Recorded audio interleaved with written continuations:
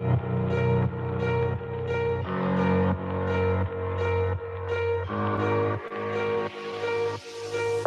my dreams, I walk free in the city streets. 2,500 days plus 50 weeks. Doing hard time for these WikiLeaks. Trying to bring the truth out, man, it only gets you heat. Well, everybody, how's it going?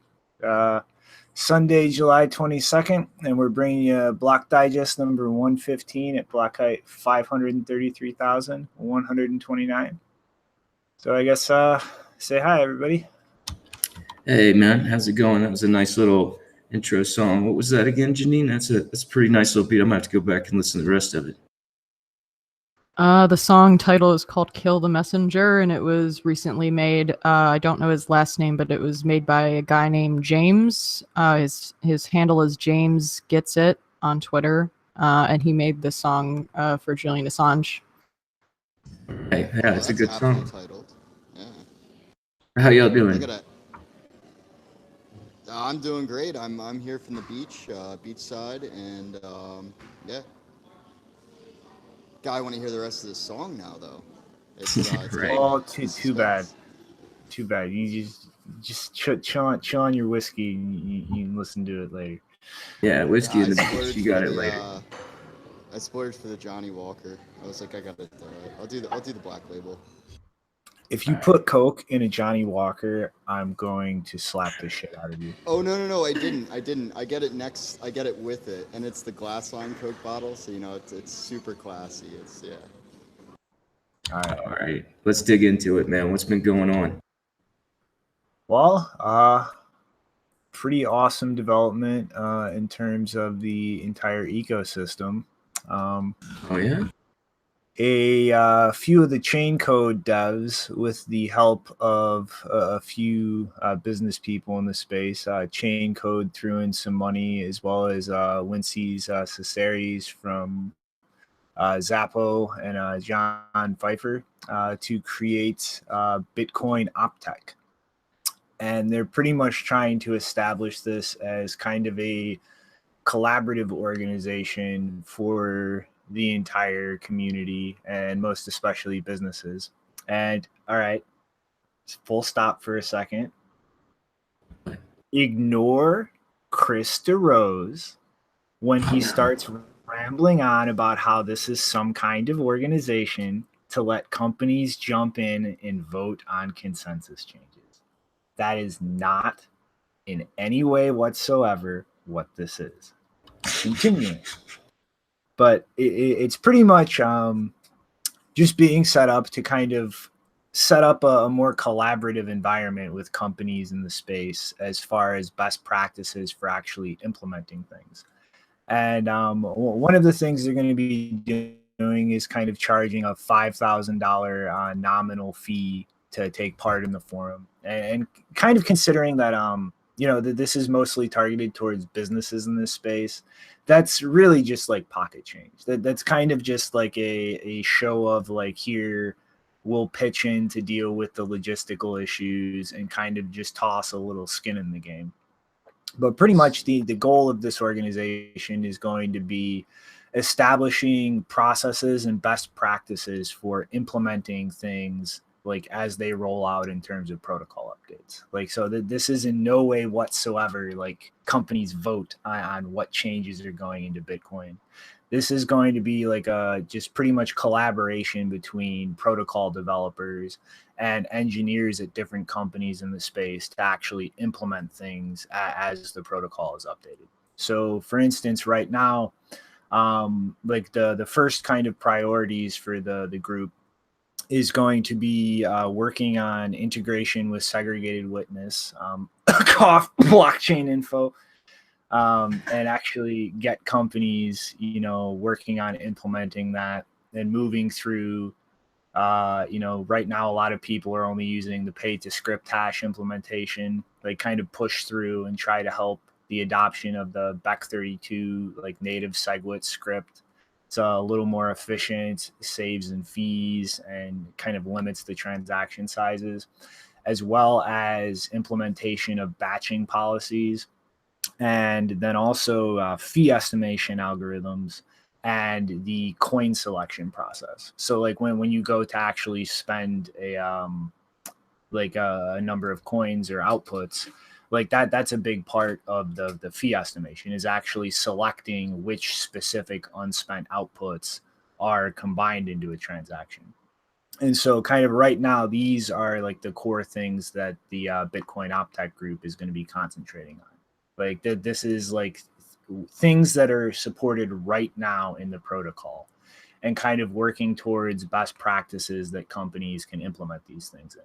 So, especially SegWit, like we've seen a lot of lag, even though we're past up the 50% point or around there, like there's still a lot of companies that haven't yet implemented it. There's still companies out there not batching transactions, using like piss poor fee estimation as far as when they actually transact on the network. And kind of the whole point of the group is to just make it easier for these companies to kind of look at things that can be implemented now and actually get that integrated into their system, to not only kind of benefit their customers and users, but as a whole, just get companies in the space kind of collaborating to establish these kinds of efficiencies and best practices to limit like the issue of the tragedy of the commons, where we just have like one company pissing away money doing something highly inefficient that bleeds over and affects all the other users of the network. Like we saw during the big run up of like 2017 and around the holidays into this last year, Coinbase was just spamming out individual transactions constantly and not batching anything. And we could actually see when there was a problem with their systems, like the number of transactions moving into the mempool just dropped like a rock. And it's like the whole point of this group is to kind of establish these best practices and actually get engineers at these companies integrating things, and then kind of coming back and collaborating with the group to assist like other companies who haven't done stuff in terms of like laying out a process and like the best methods for integrating things into their system. And also, so this isn't Bitcoin Foundation, right? This isn't the same thing, right? Let's just because it sounds eerily similar. How would this be different? Well, it's kind of explaining it. Like, let's continue through it. Let's see what he's saying. Mm-hmm. And two of the big things that they're going to be working on is establishing workshops. They've already done one in the San Francisco Bay Area a few days ago. And again, it was kind of mostly about coin selection and then fee estimation and how to handle, utilization of replace by fee and child pays for parents. And then the last thing they worked on was kind of the communication process of the Optech community itself, and actually keeping efficient lines of communication opening and keeping everybody on the same page, because, obviously being the main point of the group, it's not really going to be that effective if everybody's not working on a single communications channel or actually keeping in touch with each other. And so they're going to be trying to kind of expand these workshops out. I think they want to do one on the East Coast and then kind of work towards, some workshops in Europe and Asia as well. There's only 6 companies right now who've officially signed up: BitGo, Coinbase, Ledger, Purse, Square, and Zappa. And so I'm assuming they're going to be working really hard as far as getting other companies in the space on board and doing this. And then also another interesting thing they're doing, and I think this is something we might actually start kind of covering regularly on the show, just as a nice rundown, and something that would be good for, just users to kind of look at to keep in touch with stuff, not just the companies involved. But they're going to be doing regular newsletters, and pretty much it's pretty much just like a kind of rundown of like a basic status of the network in some degrees, as far as how it would affect business operations in the space, as well as the development work that's going on that different businesses should kind of keep track of. And we can see here they had a news rundown in this first one talking about the disclosure of the alert key coming up at the time that was released at Building on Bitcoin. 0.16.1 coming out in Bitcoin Core, and then some updates for the mailing list, changing hosts. And they also have this dashboard section. The most consistent thing I've seen in all the newsletters they put out so far is just kind of a assessment of what's going on with fees, like how much pressure and demand there is, and kind of frequently highlighting like whenever things are low, like this is a good time for businesses to consolidate outputs. So just something very important for businesses in this space, especially to keep track of. And then pretty much just like things coming up in development. So like during this initial one, they brought up the fact that people are considering a new serialization format in the private keys to kind of move towards something like Bec32 for the private keys as well.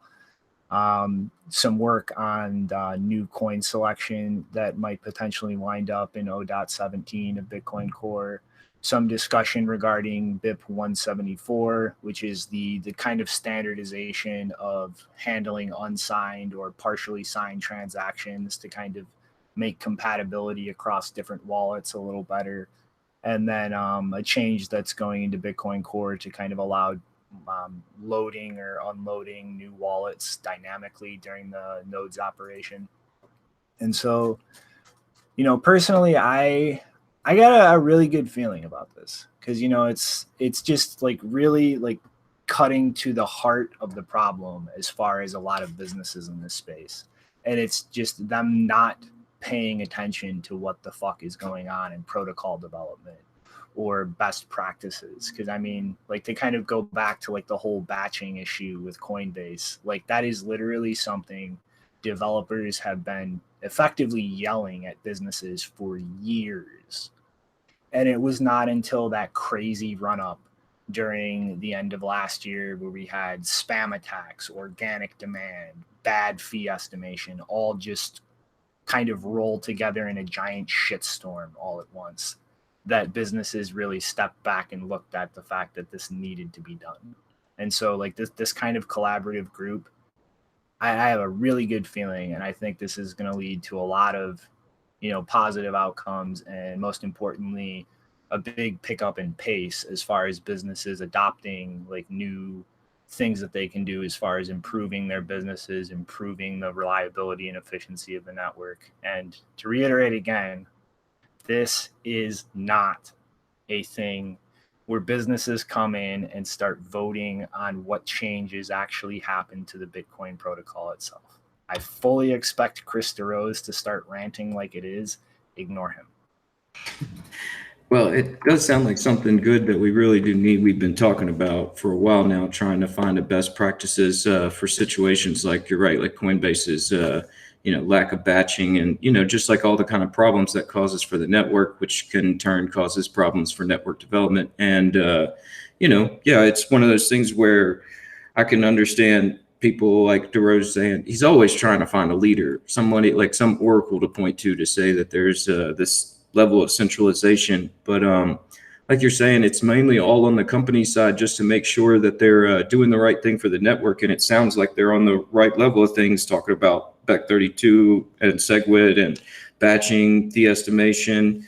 And I can understand a little bit of, Coinbase is wanting to be in there with that coin selection process. I'm sure they're going to try and figure out a way to get that in a direction that's favorable. And I kind of put this in like with BitMEX Research and the Nakamoto Institute and LOP's website, and sounds like Jimmy's class there as far as like workshops and the newsletters. Sounds like a good way to just just put all that information as far as like technical level stuff that these companies should be following to help move the network forward. That's what it sounds like to me, where what the foundation was just a bunch of money pulled together to try and promote Bitcoin, which we don't need that.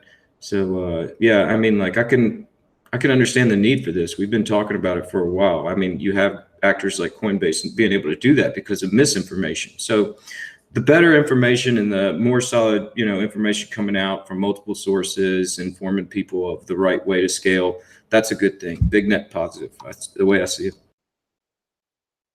Because it really is like some businesses out there like are incompetent. Some just have their priorities out of whack.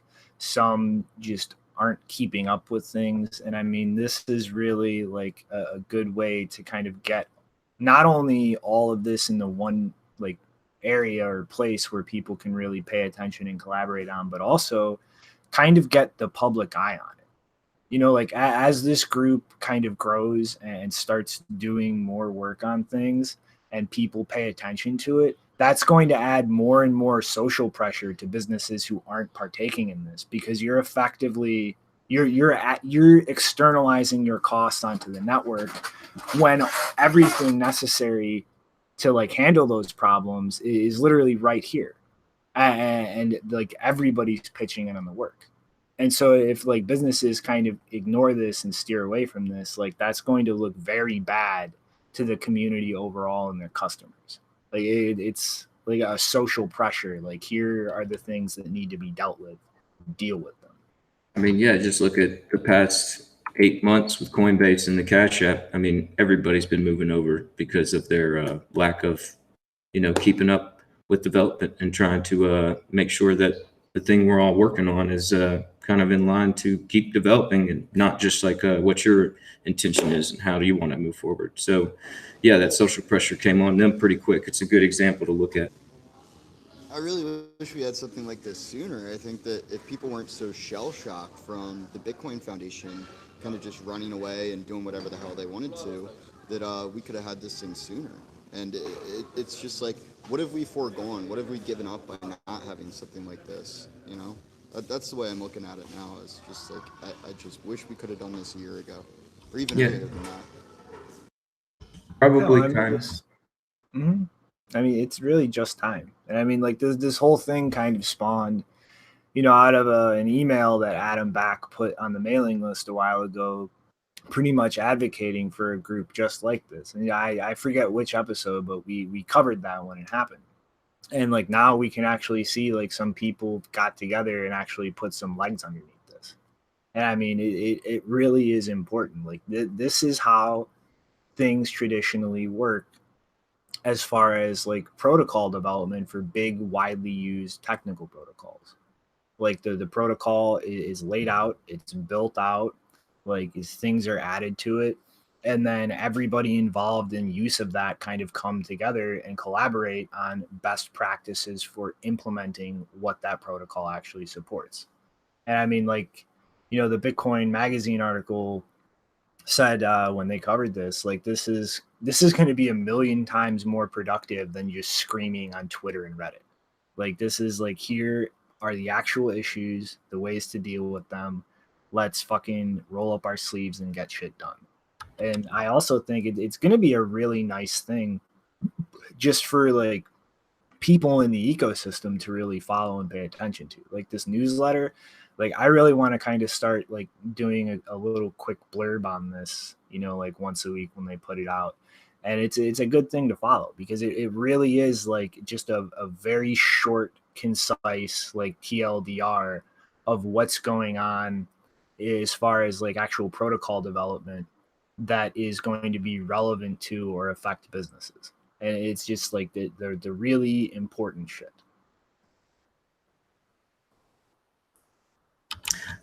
Yeah, man. Shoot, I forgot my statement just because of the tweet. But yeah, I mean, like as far as just getting everybody on the same page, this was something where we were talking about last year. As far as like, look, the regulators are going to come in and label everything this way or that way if we don't get everybody kind of on the same page.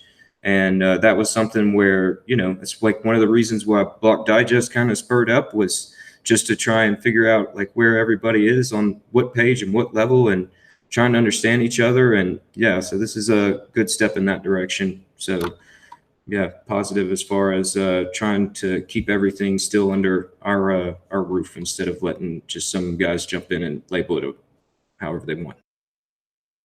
Mm-hmm. I mean, it's let's get this shit done. Like there are still way too many businesses out there not batching transactions, using shitty fee estimation, like not even integrating SegWit blockchain info. Ready in February 2017. Still not integrated. Come on, guys, get with it. But yeah, I have a really positive feeling about this. I think this is going to be a good thing to watch over the next few months and see how fast it grows. Yeah, we'll definitely keep an eye on it. Could do some updates like we do with any of these guys that are putting out solid information. So yeah, that'll be a thing to keep an eye on.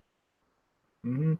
So I guess that's the good news about Bitcoin. If you saw the tweet, Janine, you want to take us into the bad news about the price of telling the truth?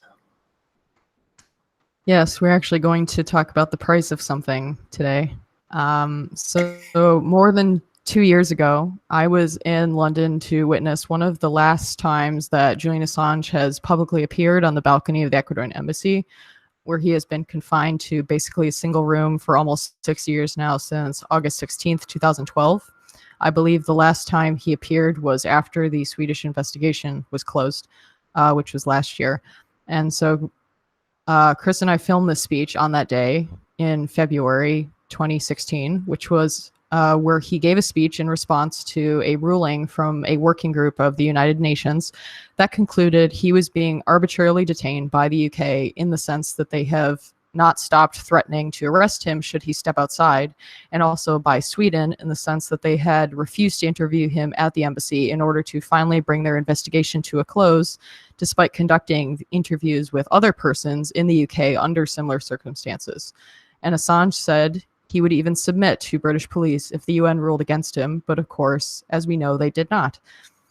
To quote the working group, they said, "The working group therefore requested Sweden and the United Kingdom to assess the situation of Mr. Assange to ensure his safety and physical integrity, to facilitate the exercise of his right to freedom of movement in an expedient manner, and to ensure the full enjoyment of his rights guaranteed by the international norms of detention.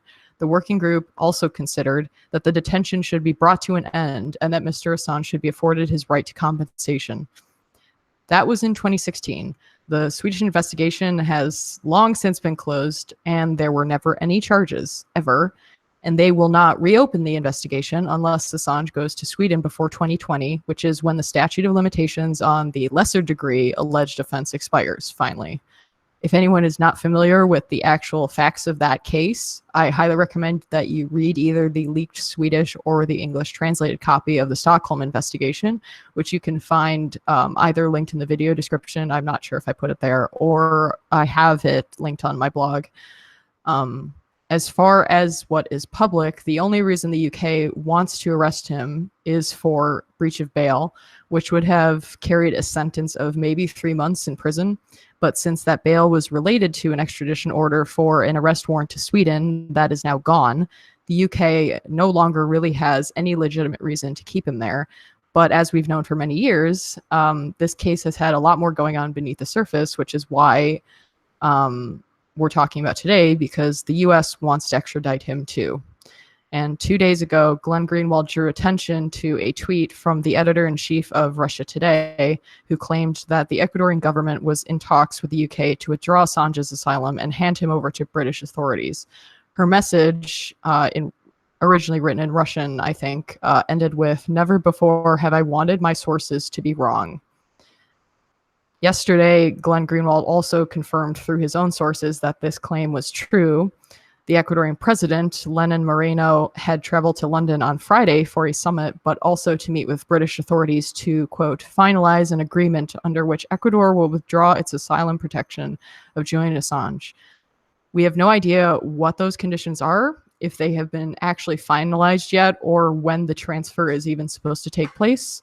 It could happen any day now. It could take a few weeks. We really don't know. And I also don't think I could really do justice to summarize it, but I highly recommend you read this article from a La Repubblica journalist about her personal experience working with Assange and WikiLeaks over the years, especially regarding statements and events that have been grossly exaggerated and misinterpreted by the mainstream media. I think, are you on that? Yeah. And so I do want to quote one section from that specifically. "Throughout the last 9 years, I have seen Assange and his staff take enormous risks. They run towards the risks that everyone else runs away from," Edward Snowden once told me in an interview. "That means they take risks corporate media won't take. At the end of the day, corporate media are corporations. Many decide they can afford only limited legal risks. As for the extra legal risks, few traditional editors or journalists are eager to end up confined to an embassy for 6 years. We have seen what happened to Snowden when he was abandoned in Hong Kong, by The Guardian, I should add. It took Assange's close advisor, WikiLeaks journalist Sarah Harrison, and the WikiLeaks staff to help him seek asylum. Although the newspapers that had obtained the Snowden files could have exerted enormous contractual power if they had wanted to broker an agreement with the US government to protect Snowden, none of them did. As the American science fiction author Bruce Sterling put it, it's incredible to me that among the 8 zillion civil society groups on the planet, hint hint, freedom of the press, and others, that hate and fear spooks and police spies, not one of them could offer Snowden one shred of practical help except for WikiLeaks. And while people on social media are citing the indictment against, this is now no longer quoting, this is my words, while people on social media are citing the recent indictment against several Russian intelligence officials as evidence of collusion between WikiLeaks and Russia to sabotage the US election, I want to remind people of 2 things. 1, indictments should never be taken at face value because they are merely the starting point for legal arguments to be made. And 2, there is no direct allegation or evidence that WikiLeaks colluded with Russia in the indictment, only that they were in communication with some individual or group of individuals going by the pseudonym of Guccifer, as did many other media outlets who were also communicating with him. Even there, it is believed that there may be multiple sources for the DNC leak material specifically, and WikiLeaks states that Guccifer was not its source. Furthermore, at present, if Ecuador were to hand over Assange to either the UK or directly by proxy to the United States, not only would this be a violation of Ecuador's own laws against extraditing their own citizens, which Assange actually is for the past few months or so, but it would also go against the advisory opinion of the Inter-American Court of Human Rights, to whom Assange's legal team had submitted a request in May 2017. And that was on the protections afforded to those under territorial or diplomatic asylum. The Inter-American Court on Human Rights states that host states under whose jurisdiction the person falls who had requested protection in diplomatic headquarters have the obligation to adopt positive measures regarding an individualized evaluation of risk, such as the opportunity of a personal interview or a preliminary evaluation of the risk of refoulement, which means the expulsion of persons who have the right to be recognized as refugees, as well as an obligation to adopt adequate measures of protection, including those against arbitrary detention. Thus, states must arbitrate all the necessary means to protect persons in the event of a real risk to their life, integrity, liberty, or security if they were sent back. Similarly, since the legal status of the person cannot stay in limbo or be prolonged indefinitely, states must adopt measures which expedite suitable, safe passage. Unfortunately, we may be looking at Assange's last week in the Ecuadorian embassy if Ecuador does not follow its own directives. But I just want to say to anyone out there who is hoping that either his continued containment or his outright silencing is going to stop the leaks or is going to stop the exposure of war crimes or the idea that war itself is a crime or that it will protect governments around the world who continue to act as little more than mob gangs in nice suits, I want to tell you right now that you are very wrong. As Assange said in his speech back in 2016, a lot of people have very long memories about the parties that have committed injustices in this case, and inevitably those people will face the consequences of their actions. I want to say that there are good people in the UK government, in the Foreign Office, in the British police, in the Swedish Foreign Ministry, in the US State Department, and there are even good people in the US military. Those people are wise to understand that history is on their side. End quote. We will not forget those who committed the crimes exposed, and we will not forgive whoever kills the messenger. One of the reasons we will not forget is because so much of the history of WikiLeaks is tied up in Bitcoin. They were very early adopters because they had to be. They were subject to a banking blockade, and they've even used it for their publication purposes because Bitcoin has this unique feature as a digital immutable ledger. And Assange even once used it for proof of life. So if you are incensed about this as I am, please consider either donating to WikiLeaks or to the Congressional Foundation, which was set up to give legal help and advice to whistleblowers in general who are targeted by the state and also multinational corporations. I believe they both take Bitcoin, and they both take some degree of altcoins as well if you want to do that. So yeah, definitely if you are worried about the situation, they need all of the help that they can get. And so that's where you can start to do that. Has there been any, just gonna ask you, has there been any speculation as far as like some good evidence as far as like what the UK government is planning with the Ecuadorian embassy, or is that still just like we don't have any clue? Well, the UK foreign minister has actually challenged Assange to walk out on his own to face serious charges, which is an interesting thing for him to say because breach of bail in the UK is not considered a serious charge. As I said, it carries maybe 3 months in prison. So what is the serious charge? There are no other charges that currently publicly exist. So what charge is he talking about? That means that either he is referring to secret charges that the US has prepared in their coming attempt to extradite him to the United States, or they're referring to their own charges, which they have not yet revealed. We don't know. So as far as I understand it, the UK is not really interested in acting as any better of a defender of human rights than the United States or Ecuador. So I have no idea what their eventual stance will be, or if they maybe, the best outcome of him being released to the UK is that they imprison him for several years under their own charges, and maybe Assange still then has a chance to defend himself against those charges and possibly then escape from the UK. But he really cannot, if he is handed over to UK, escape any kind of dire continuance of his prison situation. Yeah, it's just so upsetting because it really is like one of the things where it's like we live in that misinformation time, and it's one of those sources that you go to for solid information that hasn't really been edited, that's been vetted, because that is just something you don't get nowadays. And it's just awful to see the way the current situation is, going after these guys and whistleblowers to try and just make an example out of them, like Ross Ulbricht and, all this stuff. It's really getting out of hand, like the whole, this thing about Russia just keeps popping up and up and up. And it's one of these things where it's like, I was just reading an article this morning. I can't remember where exactly I got it from, but it was about Democratic incumbents who aren't making the right numbers in polls are being,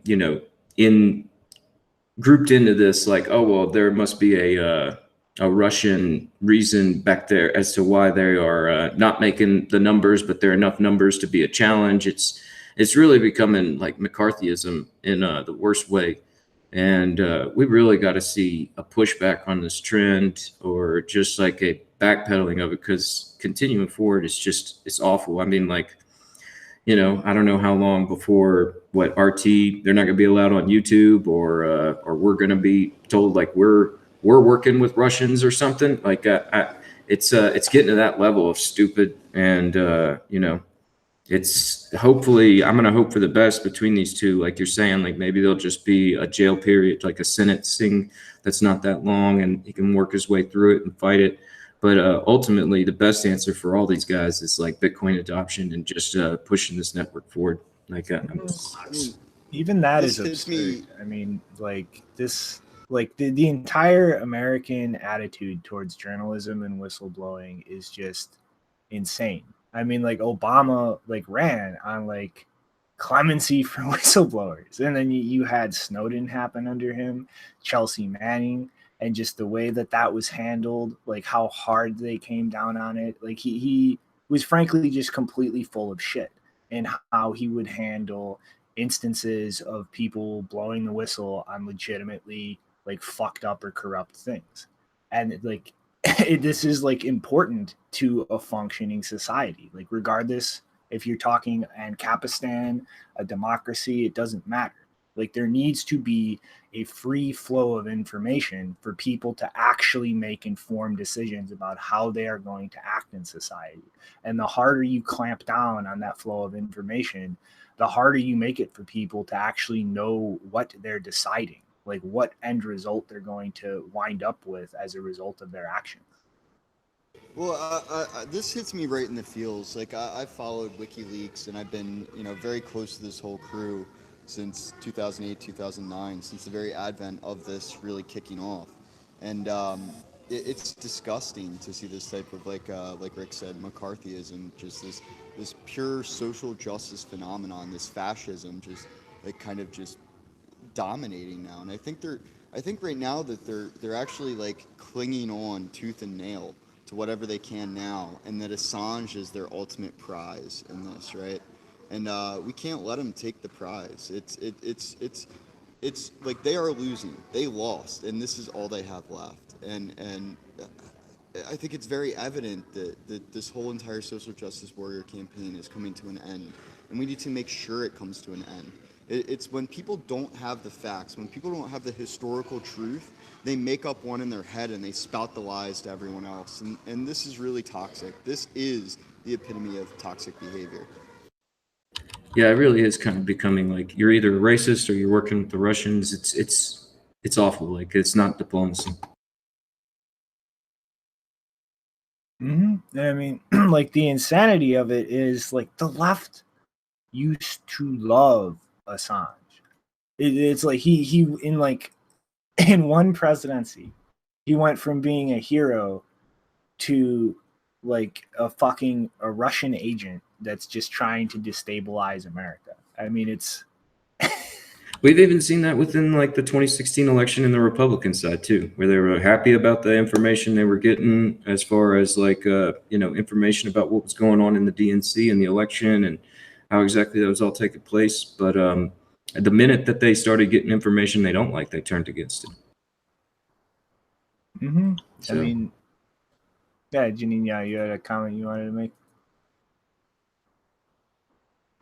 Yeah, so I mean, I always refer back to this quote when he was speaking on Democracy Now! In 2016, which was before the election, and he was asked whether he prefers Clinton or Trump, and his response was, "You're asking me whether I prefer cholera or gonorrhea. I'd prefer neither," which is a pretty strong statement to make of a person that you are supposedly collaborating with in secret.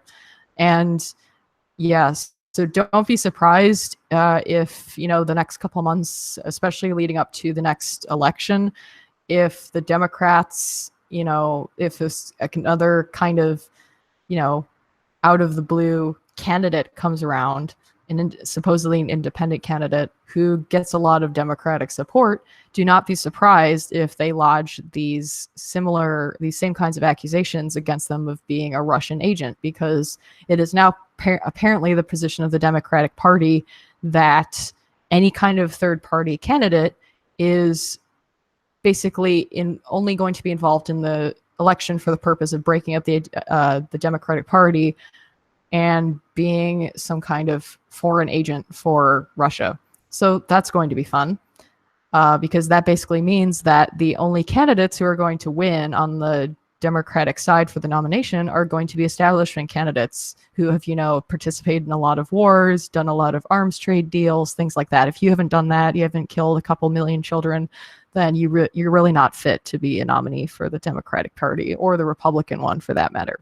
So that'll be fun. It's really hard to stand on either one of these guys' side. It really is, because it's just over time they've flip-flopped back on similar decisions, and it's really just a upsetting point we're at with our country. And it's one of those things where you kind of start to see everybody going around it. California's talking about breaking into 4 or 5 different states, and you got multiple states doing their own thing as far as like the way that they handle regulations and enforcement. So I mean, it's doing something as far as like some sort of level of pushback on a local level against all this stuff, and knowing that it's a problem. But it's like in that breakup, you're probably going to see more people align with the the mainstream media narrative and more people align with another narrative that they want to follow. And I don't know, the divisiveness of that is just something I fear for the outcome, as far as like we're all sort of living here and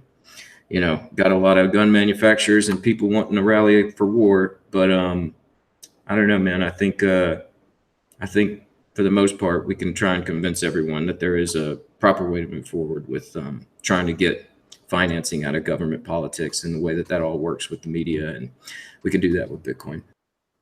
And I mean, I feel like it would be like, I have to kind of toss this in here with like the general thread running through all this, but like the what was his name? Joshua Johnson is a contributor on NPR and NBC, and like he recently just got on NBC and tried to make some comparison about the allegations of Russians mining Bitcoin to allegedly hack the DNC, which the only evidence I've seen actually like not only contradicts that, but verifies an insider leaking information. And then he like paints it as Russia printed money out of thin air to compromise our voting systems. So somehow now we've gone from hacking the DNC, which there is evidence to disprove and actually put that at an insider leaking information. It's somehow made this magical leap to actually compromising voting infrastructure and the votes. Like, I'm sorry, I got a theory on why they're doing that, man. I mean, like we know there's like evidence that's been put forth through WikiLeaks that they, rigged the primary, and they used Russia on all these stories for the past 2 years to bore and confuse everyone to where you're just trying to obfuscate the illegal action. Like, I mean, we shouldn't be listening to anything. There was high treason performed in that election. So, I mean, like it all comes back from bad information, and it's just missed for confusion, I think. Mm-hmm. And one thing like I would like to point out is I think everybody should Google statistical anomalies in swing states, because going back years now, I think if I remember correctly, both Obama elections in Ohio, there was an instance where there's pretty much like when you have electronic voting, there are the actual voting machines, there's the servers that votes are tallied on, and there's generally backup servers, like just in case, worst case, they can switch over. And there's been multiple instances where there has been, in the middle of elections, switchovers to secondary servers in tallying the votes, and insane deviations in votes collected after server switchovers that just like deviate wildly from the historic voting history of districts that report into the second server. So I mean, like all of this fervor about Russia hacking our vote, which there's for that there is zero evidence, like not even circumstantial evidence. There's absolutely none.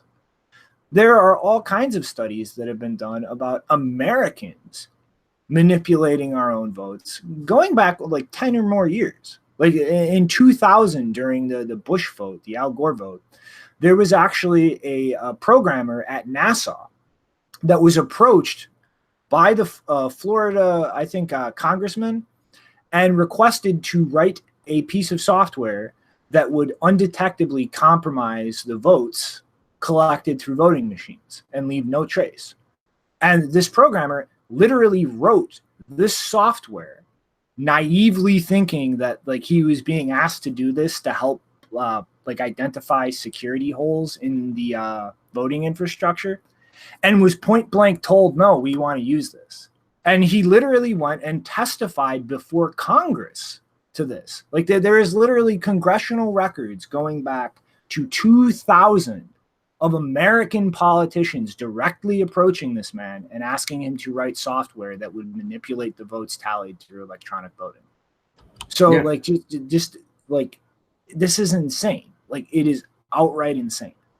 I mean, like I think there was a documentary on that whole situation called Hacking Democracy, and there was like a lawsuit against Hillary Clinton in the general election of 2016. I mean, like we know that the information that came out through WikiLeaks that they colluded against Bernie Sanders in the primary, but also in the 2016 general election, there was outright voter fraud going on in California to where there was lawsuits brought against the DNC, but they were pushed back heavily and shut up and quelled, and you don't really hear that much about it. So, I mean, like there's just multiple levels that show, this is like, just like a bunch of projection. It's like, there's some sort of explanation we got to provide for this. Let's just, provide the same answer for everything and just confuse everyone. I mean, it's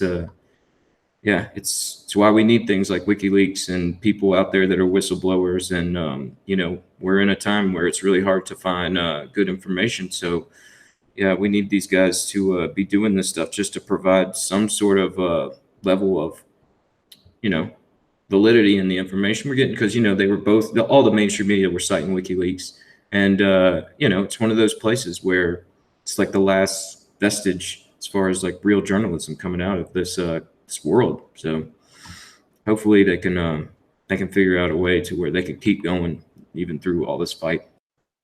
Mm-hmm. Well, I guess sorry, Jeannie, you want to toss a comment in? Yeah, I also want to point out, because I was having a discussion with someone in the troll box, and please definitely check out that link, which is an English translation of the interview that the Stockholm police conducted with both Assange and the women who are supposedly behind the allegations, although the story behind that is very tricky because the allegations that the Swedish prosecution ran with are actually not allegations that were made by the women. The women involved had actually said they felt railroaded by the Swedish prosecution. And one of them actually tweeted publicly saying that they were not assaulted or raped by him. And the last thing I want to say is that, there are a number of questionable things that Assange or just WikiLeaks in general have either said or done in the last 2 years. I don't think they're perfect, but I think everyone needs to keep in mind that he was evaluated by a doctor while he's been in the embassy. He has not had any other medical treatment or access to medical care, but he was evaluated by a doctor who did confirm that he has been, over these 6 years, under significant mental and physical strain, and that was affecting his ability to emotionally regulate, to just have coherent thoughts and keep track of time. And so I do not feel in a position to judge a person who is going through, such serious circumstances that I cannot even begin to comprehend. Like, most people have no idea what it's like to be confined to a single room for 6 years straight, not having access to the outdoors except for when you go out to make speeches and you're flooded with camera flashes or you're under threat of being shot. There was actually a bullet found in the embassy at one point, in the wall. So yeah, there are a number of problems that they have had, and they are not perfect, but that does not give any country on this globe the justification to break their own international laws, break their own supposed commitment to human rights. And I just want to point out again that the US has recently left the Human Rights Council at the UN. That's significant. So yeah, just think twice before you judge a person who has gone to such great lengths to expose corruption, and consider that they themselves, this is not a one-man team, but if you're running an organization like this, it is not easy, and you are not going to have a fun life while you're doing that. Mm-hmm. So I guess to kind of keep us in the thread of incompetence in government, Rick, you want to take us into this breakdown of the hearings? Yeah, man. Let's get back to Bitcoin. I mean, that's a very important story, but this is like, we're doing this to try and help those guys out by like helping everybody understand what's going on. And there was a couple of congressional hearings that we touched on, and got a pretty long list of notes here on the. It's two-hour hearings, so I'm going to try and just like cover the high notes of the whole situation there. So the first meeting was the U.S. Congressional House Committee on Agriculture. agriculture, which Chairman Michael Conway, set why the House Agricultural Committee was there, explaining that they had vested interest in shaping and constructing the definition of a security because it impacts the definition of a commodity. And the agriculture thing, also we know that the farmers here in the U.S. they use the futures markets quite often, so that's something of importance to them. So they wanted to set the goal of promoting a safe, efficient, and transparent token market.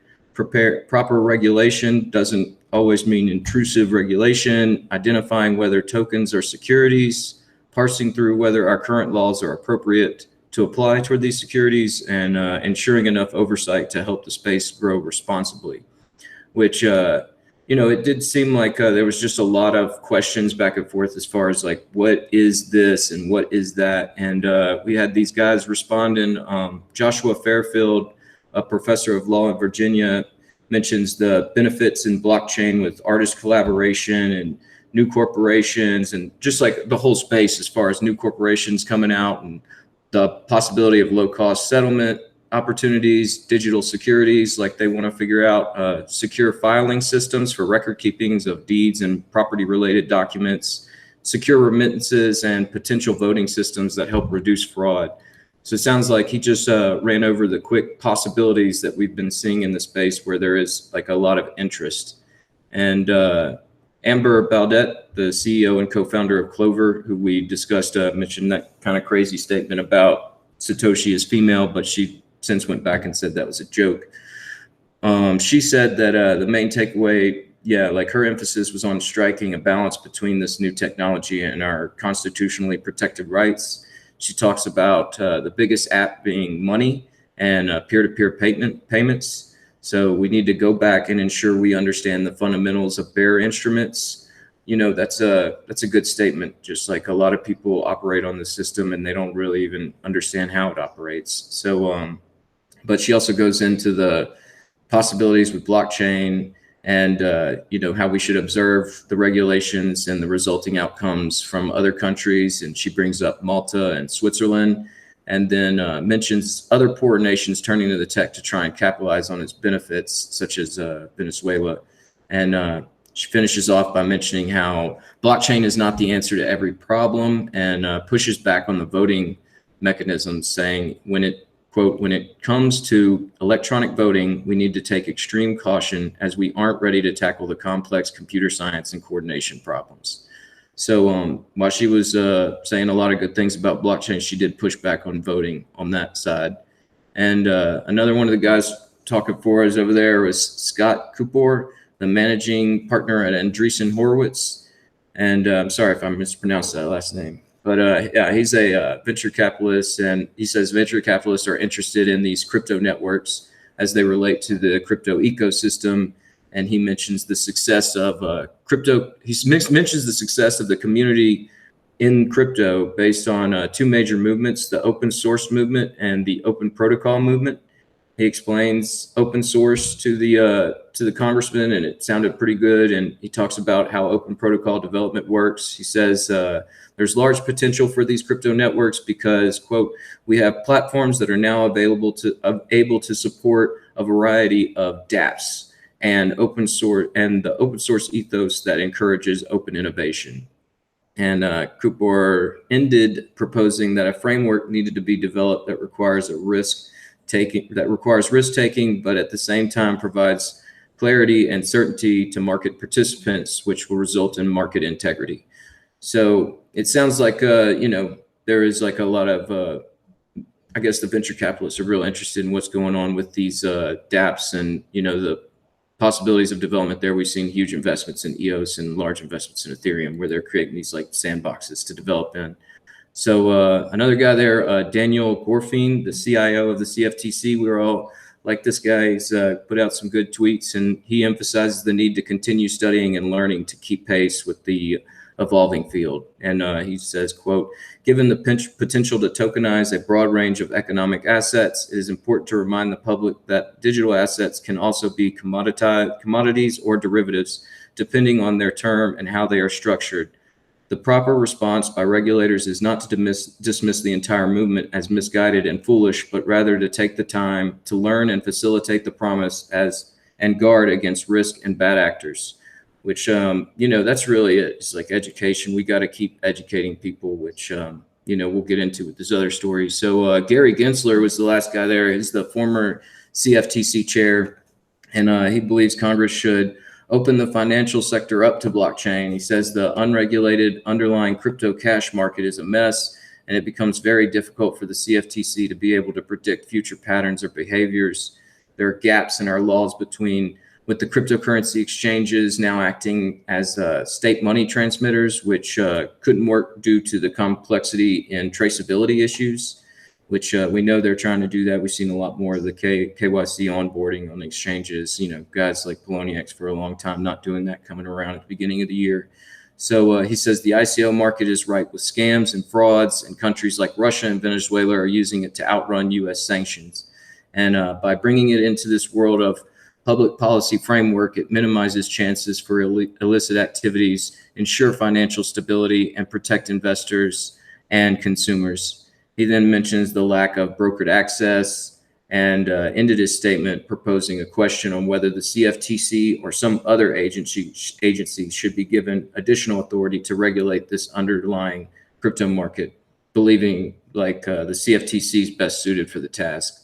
But, I wouldn't be surprised if they do come up with something else. We've talked about them working on working groups and everything. So that was really the better hearing because there wasn't much pushback. There was a little bit of wording as far as like, is Russia in control or is China in control? But there wasn't really anything like saying like, we should do this or this is what's happening and we need to take action on that.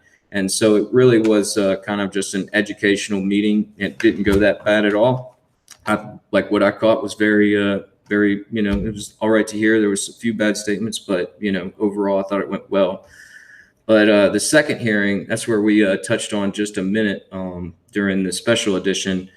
And we talked about, this Representative Brad Sherman and what he said. And, I think there was a resulting headline across the board there. But he's the representative from the 30th District of California in Monterey Park. If you are a voter there, get this guy out of office. He quote says, "The role of the U.S. dollar in international financial systems is a critical component of U.S. power. It brought Iran to the negotiating table. We would have had nothing were it not for the role of the dollar. We should prohibit U.S. persons from buying or mining cryptocurrency. Mining alone uses electricity, which takes away from other needs and or adds carbon to the carbon footprint. As a medium of exchange, cryptocurrency accomplishes nothing except facilitating narcotics trafficking, terrorism, and tax evasion."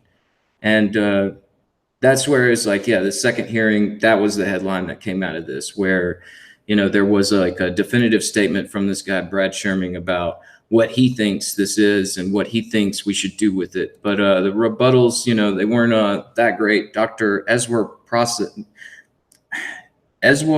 Prasad of Cornell University stated, "The U.S. government could benefit from introducing its own Fed coin, and what perceives the U.S. and what preserves the U.S. dollar's role as the ultimate safe haven is not just its role as a medium of exchange, but its ability to serve as a safe haven. And that requires U.S. institutions, which I think are still pretty strong and are going to retain foreign investors' trust. I think that as a store of value, the U.S. dollar's role remains secure for now." And I don't know, the idea of the U.S. dollar being a safe haven other than just as a medium of exchange, not as a store of value, that's kind of a ridiculous statement. And there was like a good statement there from Dr. Norbert Michael of the Heritage Foundation, said that the federal government should not step in to tilt the playing field. It should treat cryptocurrencies and all other forms of money neutrally, removing capital gains taxes for purchases with alternative currencies, including cryptocurrencies and foreign currencies, would be a major step towards leveling the playing field. To further level the playing field, Congress should even consider allowing the U.S. Postal Service and other government agencies to accept these alternatives. He went on to say, "Competitive currencies help strengthen the U.S. money system by fostering innovation and exposing weakness. and centralizing cryptocurrencies within any government agency makes little sense. The technology promises potential benefits because of its decentralized nature. So there was a little bit of pushback there on that statement within the hearing, but it's obvious that there's just either some financial reasons there, because I know that Representative Brad Sherman has got some investors from, I think it's like Visa or MasterCard, one of the money transaction guys. And it's just, I'm sure that is playing some role in what he's saying, but nevertheless, it does show like we need a large amount of education still going on about what's going on with this system. And, you know, a lot of these congressmen are still just asking these basic questions as far as like, what are we doing and how is this going to achieve this? And, you know, they start talking about tokenizing things without understanding cryptocurrencies and the way that they work. And so there's a whole lot more education going on. And I know that there's some, you know, some lobbying groups there like Coin Center. And I know that there's some other people trying to put together lobbying groups. I saw recently Coinbase is trying to do that, and just trying to, I guess, educate these congressmen and senators about something that, you know, they just have no clue as to what's going on. So, you know, we get statements like that guy, Brad Sherman, saying, you know, this is used for this, this, and this, without thinking about, you know, the way that all this financial system works and the way that most of that stuff is being done with, you know, US dollars, cash. And so it's one of those things where, you know, we touched on it a couple of times, but I figured we should do a proper update on that. And I know we just, you know, hit on how stupid that was, but what do you guys think about those hearings? The Shermanator says no Bitcoin for you. Yeah, right. Yeah, that's I didn't watch the first one with the agriculture committee, but like the second one, it was really fucking absurd. I mean, you could tell that the chairman was actually trying to, like, you know, get some substantial, valuable commentary out of people. And I forget his name, but the one congressman who was asking questions, like he seemed like he was legitimately trying to, like, understand, like, the value proposition and the trade-offs involved with these kinds of things. But Sherman and, like, some of the other congressmen that were asking questions, it was like literally I felt like Sherman was just playing a game with himself to see how many times he could say narco-terrorist. Like, like he was just keeping score. Like, that's okay, we got 3 narco-terrorists. And I mean, it's absurd. You know, like Michelle, Dr. Michelle, like he had a lot of very good input, but I feel like the rest of them were just kind of trying to walk around like the obvious argument for Bitcoin and just kind of temper the expectation that the banking industry could really adopt things like this without a lot of serious downsides to it. And like Sherman, especially when he was asking for input, like he just kept cutting people off. Like he was literally asking for use cases or reasons to, like, hold an asset like Bitcoin besides illegal uses. And he just kept cutting the witness off. Like he had no intent of actually hearing a counter argument to his statements or actually being educated about something. Like he clearly came in there simply with the intent to just keep throwing, like, negatively connotated buzzwords into the hearing and try to push a perception. Like that's all he was intended doing. Yeah, I think that really does kind of show what we're seeing on these hearings and the updates from the CFTC and the way that things are going with these congressmen and senators is just like you either see them push back immediately and not let people respond. And so it seems like, yeah, there's some financial incentive as to why they're doing that. And then there's just also this ridiculous case of it looks like these senators and these congressmen came in there and this is their study session. Like they don't know anything about this stuff. And they come in there and they start asking questions as if this is like their first attempt at breaking into understanding this. And that's a huge problem. It's one of those things where these guys are, you know, policymakers, and, you know, if they're not properly educated about what's going on and they're that far behind, it's a problem. Like, you know, there's some things going on here in this next story where it just has to do with people not understanding what's going on and they don't know what action to take. So it's very important that we, you know, if you're in that 30th district of California, you either get somebody up there to start calling that guy's office, your congressman, to get that guy to better understand what we're trying to do, or just get him out of there. And the same goes with anybody's congressman they see on these committees that they see doesn't understand this stuff. You're around the area, see if you can't lobby the area. That's what I kind of do on my free time, is like I talk to some of these government officials to make sure that they understand what we're doing, and that it's not just reckless nonsense, and there's something revolutionary here that could help a large percentage of people. And it's one of those things that's really important, and we should take notice as to who's talking and whether or not we have an ear, we can reach them. So yeah, it's one of those things that I think everybody should be doing, is just trying to help educate everyone. Mm-hmm. So you want to go into like what happens here if the public, if the Congress, if the policymakers are not educated with this next story? Oh, some pretty stupid shit. Just dive into it. Yeah. So an update of what's going on in India from their RBI's circular saying that there couldn't be any business dealings with crypto space. India's Supreme Court has upheld the central bank's directive of prohibiting banks and offering services to the domestic cryptocurrency sector following a hearing on the 20th, just yesterday, or a couple of days ago. Introduced in April, that policy also forbid banks from allowing retail customers to purchase cryptocurrencies through banks. And so there's been this implemented ban from the 5th. And one of the reasons why this ban is continuing is because the hearing saw limited arguments brought forward by the lawyers on behalf of the Internet and Mobile Association of India, IAMAI. And with the lack of opinions, the hearing has been deferred to September 11th. So from now until September 11th, the ban is still in place, or the circular, not a ban.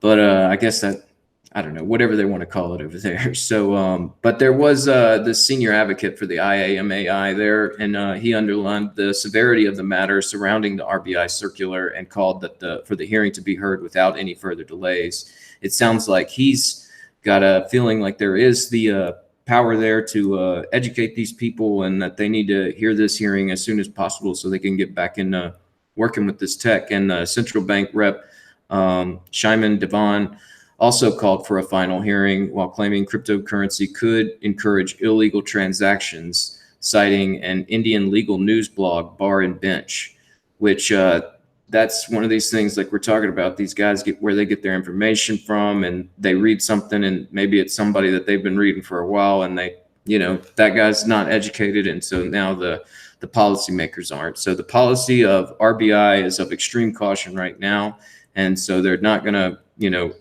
re-implement allowing customers to buy crypto, or allowing businesses to, handle crypto to fiat.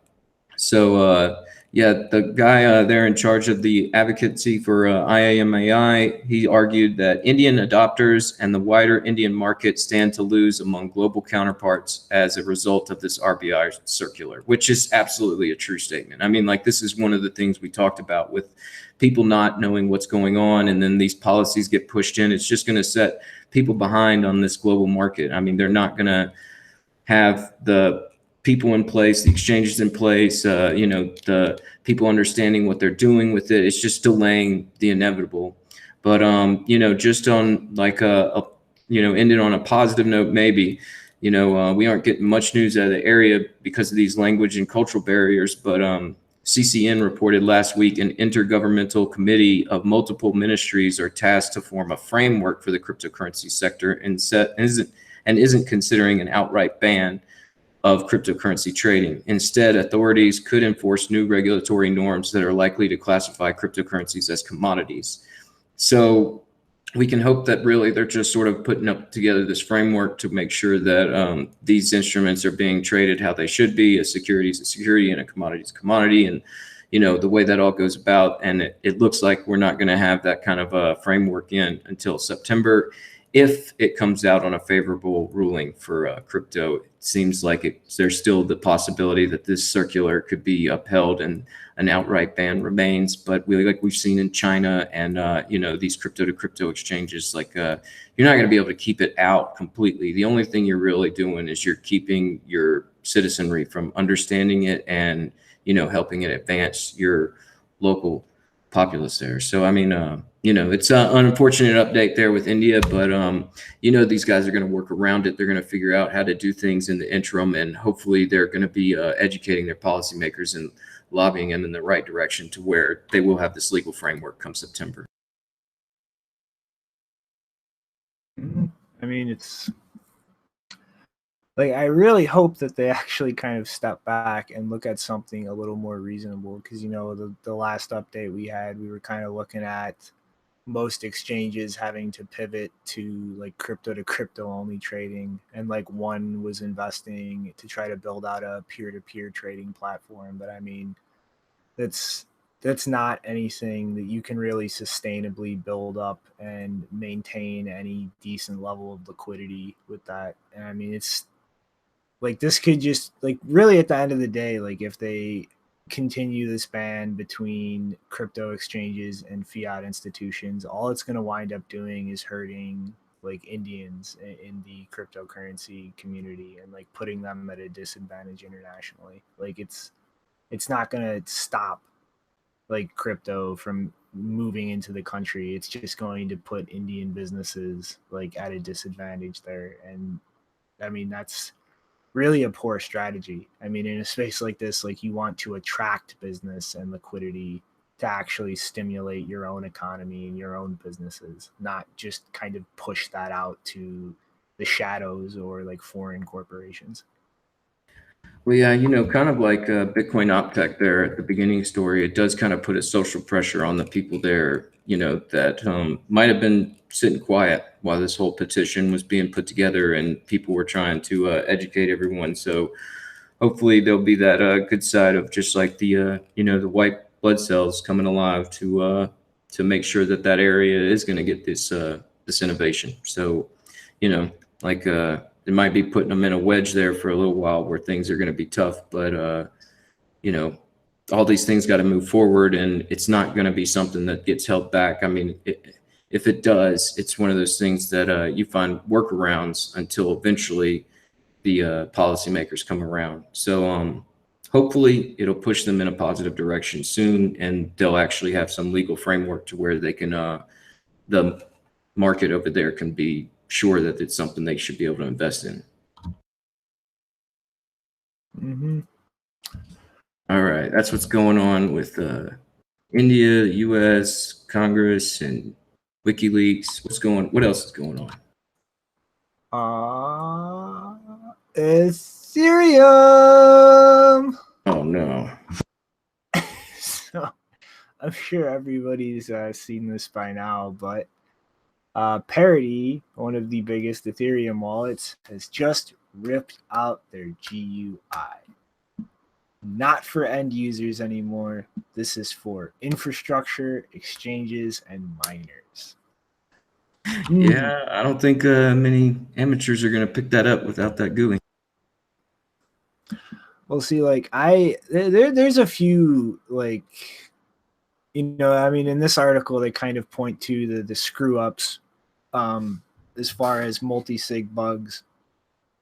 And then the DevOps, whoops, I deleted it incident with the multi-sig smart contract itself.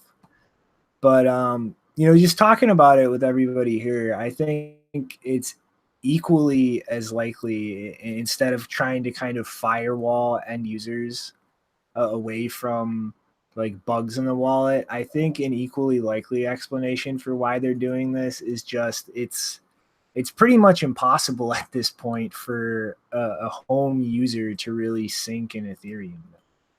And, you know, I think it could be equally as likely that they're just trying to push people away from using a buggy wallet so they don't have to deal with it or like take responsibility for that. But also just potentially this could be an attempt to kind of shove users away from fully validating and a higher level of security, and just get them used to like, no, you're a client and you connect to a server. So, I mean, like, you know, what are your guys, you know, takes on why exactly they did this?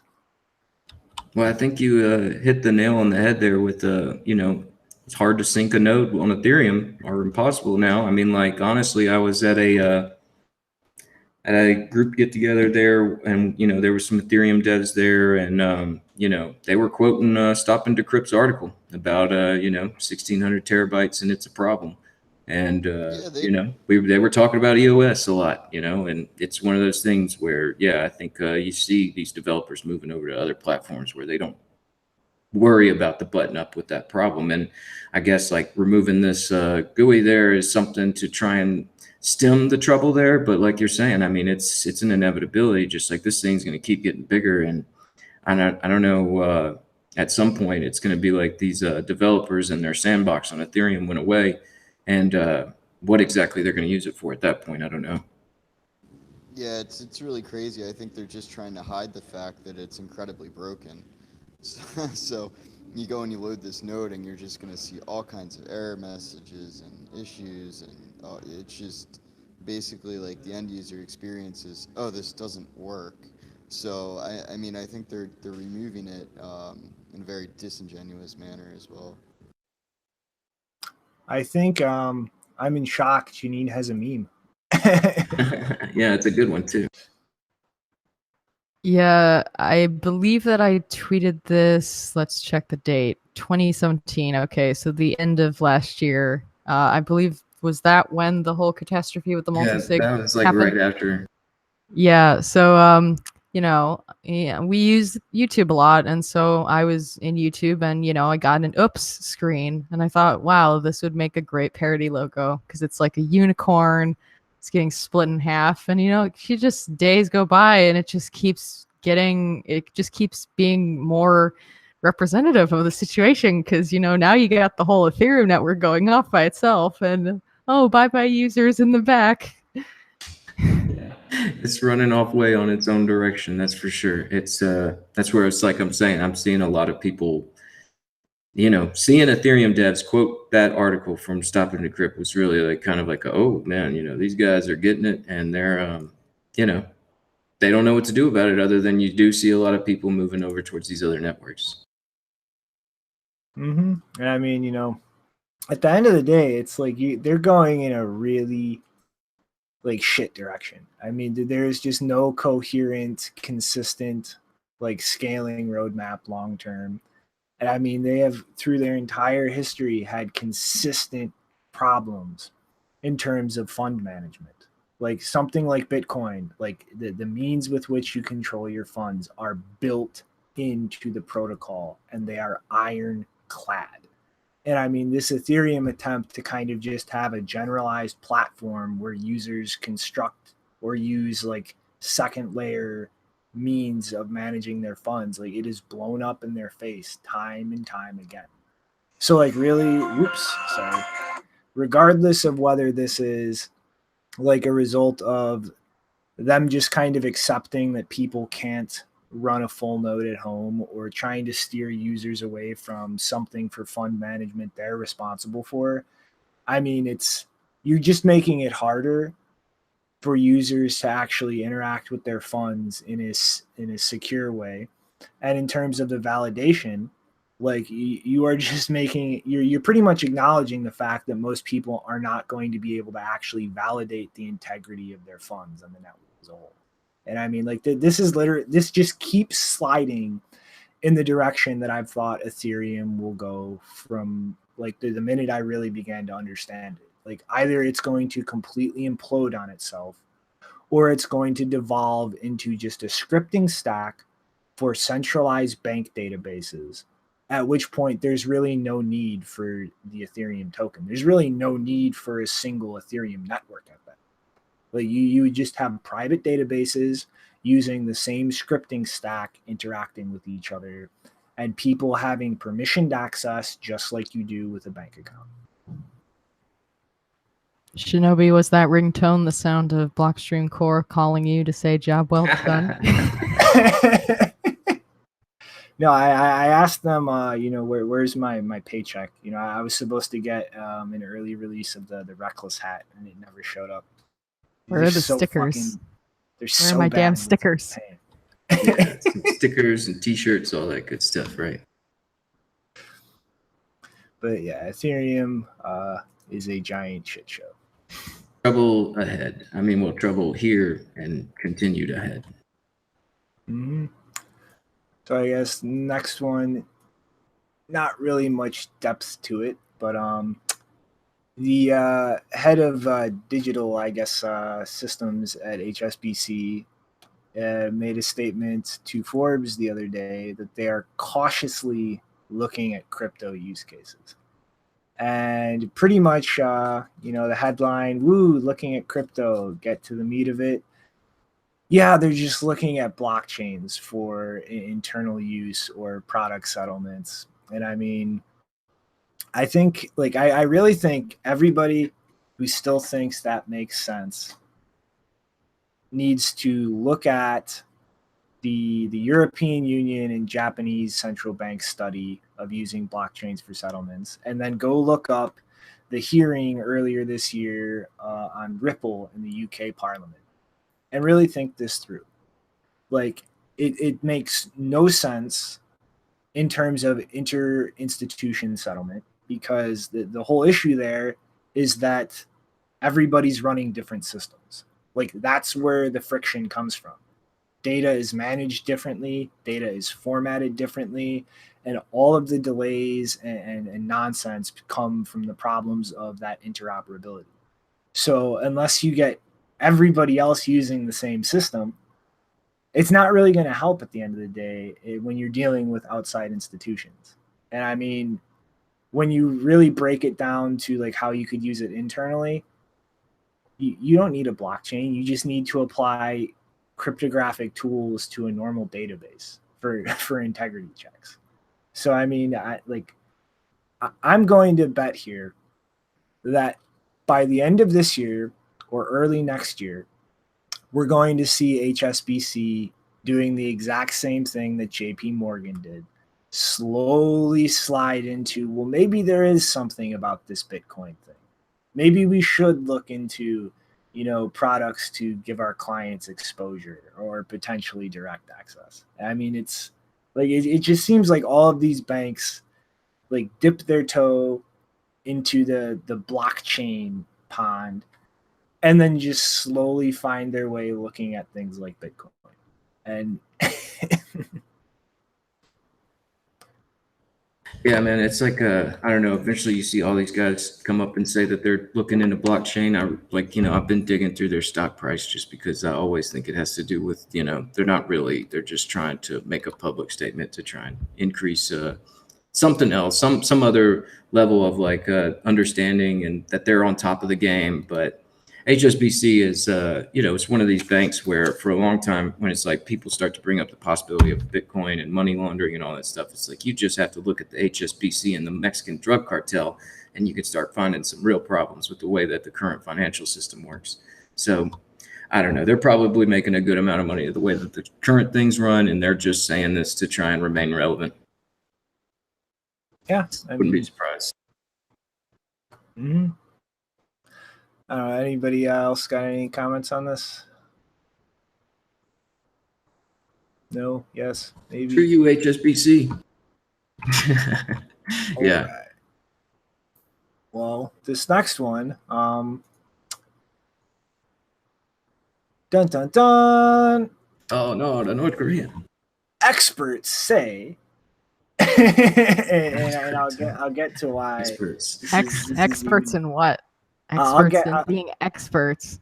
I'll get to why this is on the news desk in a second. But experts say that North Korea has obtained more than 10,000 Bitcoin last year. Pretty good power. So the reason this is even here, instead of just being laughed at for having experts say in the title, which is a giant red flag generally, the source of this is Priscilla Moriuchi, who's the head of cybersecurity for the NSA in the Asia Pacific region. Oh, well, we have to trust them now. It's the NSA. They never lie. Yeah, I know what you're saying, but this is the reason I think personally there might be some legitimate credibility to this is pretty much all the other evidence that we've seen of North Korea being involved in this. Like that, this is not just the NSA is making this blatant claim with nothing else in the background. You're talking about North Korea coming to talk with China and the U.S., like that outcome? Well, no, it's just like it's specifically in the crypto space. So like she works at an intelligence firm, Recorded Future, which is just showing the continuing trend of intelligence privatization that has involvement with both Google and the CIA.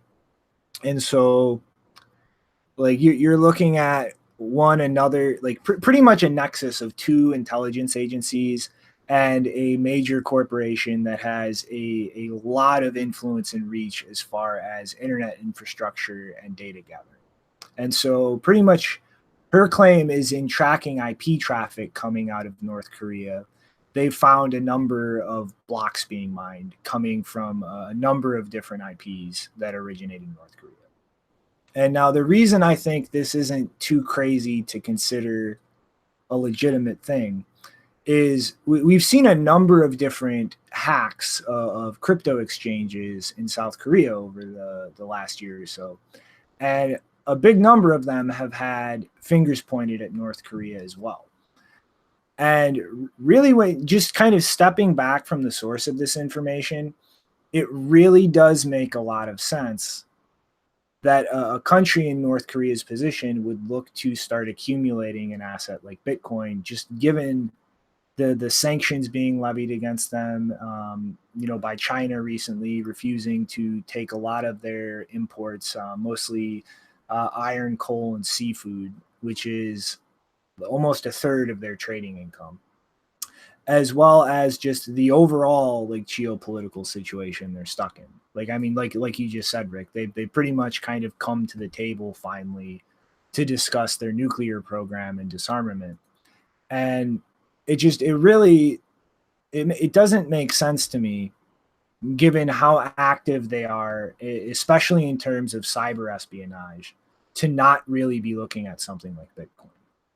And, as much as this specific accusation is coming from somebody I usually wouldn't consider trustworthy, just logically thinking through the situation and looking at some other things that have involved them in this space, like over the last year or so, I really wouldn't discount this as being a legitimate possibility. And also, that said, fully expect this to start worming its way into the Russia and Bitcoin and election hacking narrative that's kind of perpetuating. And like, I really think we're finally hitting the point where Bitcoin is just going to get dragged into the political narrative. Like it's starting to happen, and there's no going back from this. Like Bitcoin is going to get pulled into that shitstorm, and it is going to start becoming a boogeyman talking point. And that's something that we just kind of have to live with and deal with and address head on, because like this really was inevitable. Like there was no stopping this happening at some point. I have a much more interesting question. How much Bitcoin did Gavin give the CIA when he gave a talk back in 2011 at their wide hallway headquarters? I don't know, but I bet they stupidly auctioned it off. I don't know. Maybe they were smart about it, but I mean, like, you're right about this whole thing. It just seems like it's a real possibility. I mean, like, just also, they've got a wide ranging, these cyber crimes as far as like, I think it was some of the ransomware attacks kind of were traced back there. And, they really have a big counterfeiting market there where it's like, as soon as the U.S. Treasury or the Fed put out the $100 bill, it's like immediately counterfeited over there. And it's one of those things where, Bitcoin can kind of give you enough power. And I mean, like, there's also Jahan, the mining out there in the countryside of China. Wouldn't be surprised if some of those miners went across the border in North Korea. And I'm kind of curious if they got a seat at the table because they do have some Bitcoin, because I mean, it is one of those things where North Korea has served a purpose for China to point to say, like, you could be there, or, this situation is happening down here just to the south of those because of, X and Y, and it's definitely something where I wouldn't be surprised if this whole interaction with Bitcoin did kind of just at least get them to the table. And I mean, like I wouldn't be surprised if they do have Bitcoin. I mean, like 10,000, I don't know, but yeah, it wouldn't be too surprising just given all the circumstances recently with Bitcoin sanctions and just the whole, like you're saying, the way things have played out with politics recently. I mean, it's just like, anything new that comes up that has such a big trade-off in terms of the negatives and the positives, like it's like that's what politicians do. They look at things that are becoming big issues, they grab them and they pull them into the narrative distortion and spinning. And I mean, it's like I fully expect within the next year that it will be impossible to have a discussion about Bitcoin with people outside of like the core of this ecosystem without it being pulled into the left-right paradigm. Like I really think that kind of conversation it'll be impossible. Like that this is going to become a partisan issue. It's going to be distorted into left and right, and you are going to be judged as a Nazi or a fucking a good social justice warrior based on your position on Bitcoin. And I mean, we have to deal with it. Like we really can't stop that. Yeah, I mean, you see it like we're saying, the lines being drawn up here and just people taking different sides. It would be sad to get to that point to where if you're using Bitcoin, you're a Nazi. But I mean, I wouldn't be surprised if we're definitely seeing like policy decisions from different areas because of influence, whether it's helping or hurting them. I guess it just is what it is. I guess we'll have to roll with the punches as they come. But in a little more positive note, though, Cheapair did an interview on Bitcoinist recently, and yeah, they are in this for the long haul. He pretty much Cheapair really quick is like they started accepting Bitcoin like back in 2014, so they've been dealing with this for quite a while.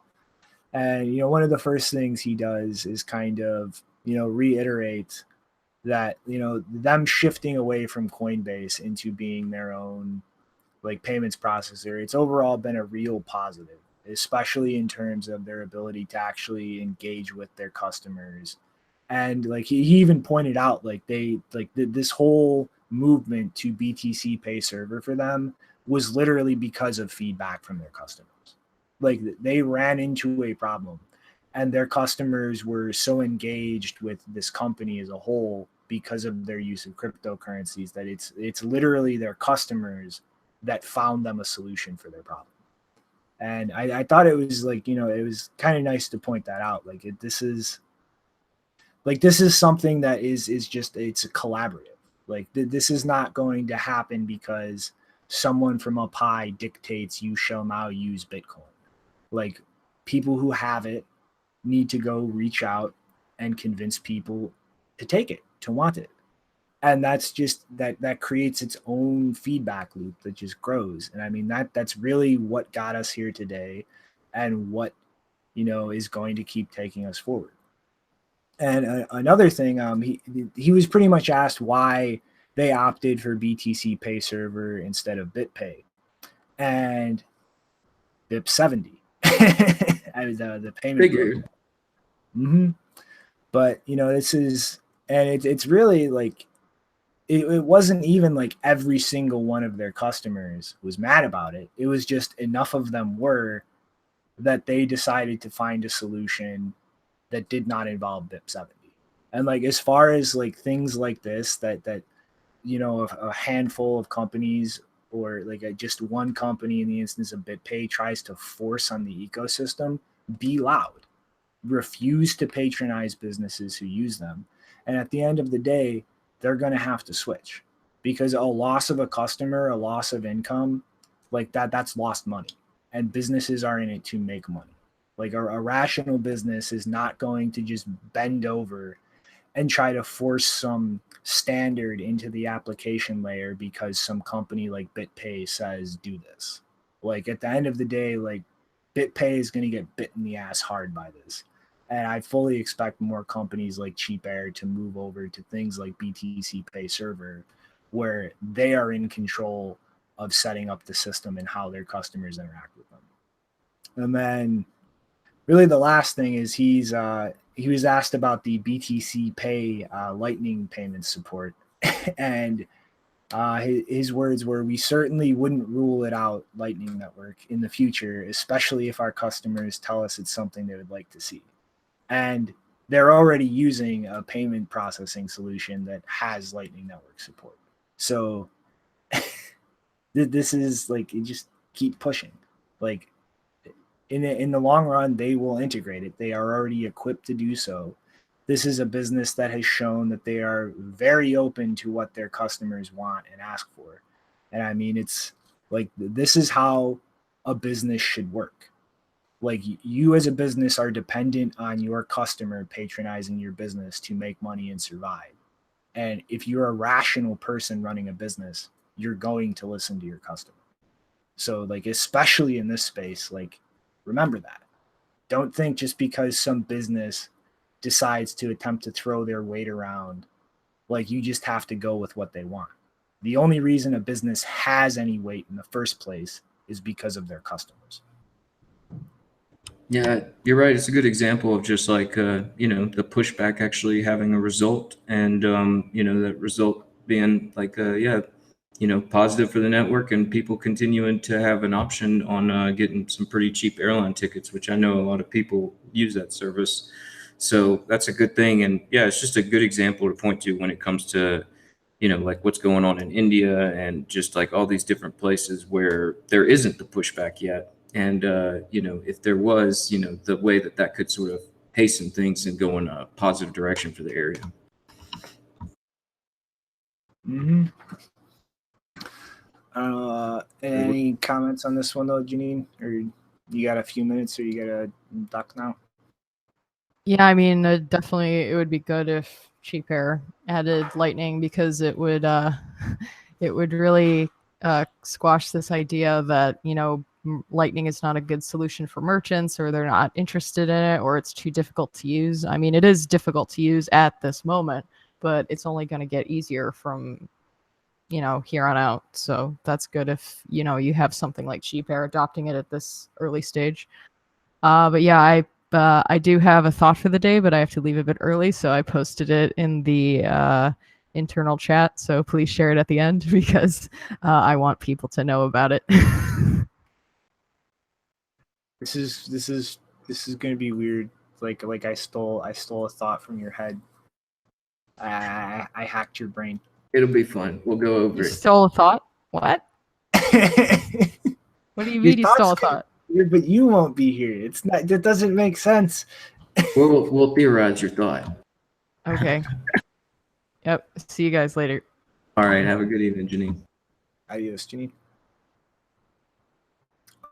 Alrighty then. Well, Cheapair, we salute you. In other news, Grayscale, owner of the Bitcoin Investment Trust, set up by Barry Silbert, released an annual report. And I think the numbers are pretty interesting and pretty telling. So obviously, pretty much okay. They've had around $250 million in new investments this year. And obviously, anybody coming in from the beginning of the year is sitting on a big pile of losses right now. But to kind of dive a little deeper into that, right now, the Grayscale options pretty much allow exposure to Bitcoin, Ethereum Classic, Zcash, Ethereum, Bitcoin Cash, XRP, and Litecoin. And so pretty much the general structure of these products is Grayscale themselves actually hold and directly manage like the cryptocurrencies backing these. But when you invest as an investor, what you're pretty much doing is buying a share nominally in Grayscale's holdings that is not redeemable. So pretty much like the way they've kind of skirted around the need to register themselves as like an ETF or similar financial product is having like the no obligation to actually deliver. It's pretty much just they're holding the assets and you invest directly in them. So it's kind of like a way to hack around those kinds of requirements. But when we really look at like and break down their investment figures a little more in depth, pretty much they've seen around $10 million of investment per week, breaking down like the 248 million figure from this year so far. And they're stating that around 56% of those investments are actually coming from institutional investors. And on average, a single institutional investor is going to throw in around 850K. The next largest group is just accredited investors trading for themselves as individuals, and then retirement accounts and family offices. And so out of these investors, 64% are based in the United States, 26% in the Cayman Islands. So I'm betting a lot of that is probably US people just setting up tax shelters and loopholes. And then 10% from other countries or territories. And here we've got the breakdown of kind of their performance for each individual trust product this year and since its inception. And the one thing I do want to point out is that most of these products were actually created this year. So in the case of Bitcoin investment trust, this year it's down 59% since the start of the year. But since its inception, it's up a little more than 4,000%. So this is obviously like their oldest product. Like this has been on the market for the longest time. The next one is the Ethereum Classic Trust, which is down 47% this year, but up 270% since inception. And then we start moving into the things established this year. Zcash is down 69% this year, but being established a little bit before the beginning of this year, it's only down 30% since its inception. The Ethereum Trust down 43% this year, 42 in net. Digital Large Cap Fund, which is pretty much like an index of shit coins, is down 47.9% in both categories. Bcash down 47.6% in both categories. XRP down 52% in both. And Litecoin down 64% in both. And so here's kind of a chart breakdown of the performances this year. And the interesting thing is, though, most of that money is still flowing into Bitcoin. So more than half of all investments in Grayscale products have been in the Bitcoin investment trust. And so it's like even among institutional investors and big money, which is like, it's an argument I see more and more that like, you know, all of the big money in the investment firms are sliding away from Bitcoin and into other nonsense like Ethereum or EOS, you know, with, wow, brain fart. Peter Thiel and those guys. No, Novogratz, showing his EOS bags a lot lately. And that's not really reflected when you really start looking at the actual trading volumes in places where, you know, these types of investors actually put their money into the ecosystem. Like, as the subtitle goes, like, Bitcoin is still king. And I don't expect that to change anytime soon. Yeah, I mean, like, since its inception, up 4,100%. That's a good reason to put most of your investment there. And not surprising to see ETC in there as far as being the only other positive one, because I think Barry was really the first one to sort of grab that and start running with it. And yeah, I mean, all these other instruments, like, I guess this is like what they say whenever these new guys come in that are large institutions, they just like toss a little of this and that in the things that they might think speculatively might work. But I don't know, a little bit of more numbers like this coming out, I think we might start to see those investments sort of pull out and go towards something a little more sure, like the one that's up 4,100%. Mm-hmm. But it's, liquidity draws in liquidity, and stability is something you can't really replace. Like when people toss money into stuff, they want something that's not going to blow up in the near future. And frankly, I don't see anything out there except Bitcoin that fits that category. I think I'm in agreement with you, man. Mm-hmm. So in other news, here comes a punching bag. Oh, is it the Coinbase? Oh, it's Coinbase. So, Coinbase has established a PAC back in June 2018. This came out after the Federal Election Commission published it on Friday. And so far, they have not made any contributions to campaigns, candidates, or anything so forth so far. But this is, I don't know. I really don't know where to lean on this because, I don't really think it's the worst idea in the world for businesses in this space to establish PACs and start actually putting money towards, parties or candidates or other organizations in the political realm that would be more reasonable or pro cryptocurrency. But at the same time, I very much don't like that it's Coinbase doing this, given their history of incompetence, their pivot away pretty much for the most part from Bitcoin into shilling, Ethereum, and nonsense like utility tokens. And also just the deep ties they have to a lot of people in the government. I mean, for instance, like Catherine Hahn came on board. She was the prosecutor in the Ross Ulbricht case. And it's just, I really do not like the idea of Coinbase funneling money into political campaigns or candidates, given the already kind of shady ties they're establishing with government regulators.